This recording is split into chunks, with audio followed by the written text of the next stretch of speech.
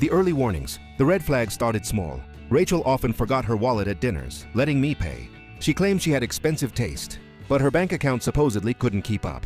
I laughed it off, telling myself it was romantic, like she trusted me to provide. Then came the gifts, not simple gestures, but extravagant items I could barely afford. Jewelry, high-end gadgets, designer shoes, and she always made sure everyone knew what she had. Received subtle public displays of wealth. One day, while helping her organize her apartment, I stumbled upon something curious. Invoices for things I had bought for her. Dozens of receipts, all meticulously recorded. My stomach twisted as a pattern emerged. She seemed to be tracking what I spent, and how far she could push me. I didn't confront her immediately. Part of me wanted to believe in love. Part of me didn't want to admit the truth. The investigation. Over the next few months, I started paying closer attention. Friends noticed too. Are you sure she's with you for the right reasons?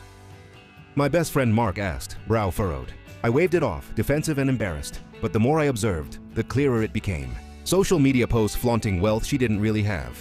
Borrowed stories from her wealthy friends. And the subtle way she steered conversations toward money and status. It was like she was mapping out how to benefit from me. I realized I had two options: quietly break things off, or expose her publicly so she could never manipulate anyone else again. Timing was everything. I chose the latter.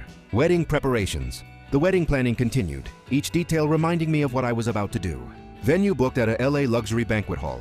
Invitations sent, flowers arranged, guests arriving, all believing this would be a fairy tale day. I began gathering concrete evidence, screenshots of messages, copies of receipts, even voice recordings where she openly discussed her plan to marry a man with money, secure her lifestyle, and leave once she had everything she wanted. I had to be careful. The impact would be maximum if I did it at the wedding itself. The wedding day. The day started with excitement, flowers, and laughter. Rachel looked stunning in her gown, the kind of beauty that made heads turn.